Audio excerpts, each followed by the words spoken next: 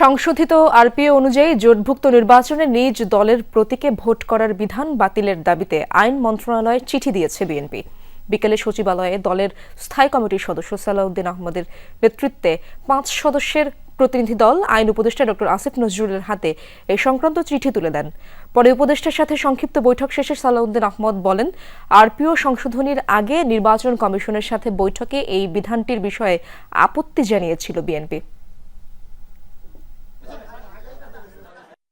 বহু দলের, বহু আদর্শের, বহু মতের রাজনৈতিক দলের প্রতিনিধিত্ব থাকলে সেই জাতীয় সংসদটা সমৃদ্ধ হয় এবং সমগ্র জাতির পক্ষে কথা বলা যায়।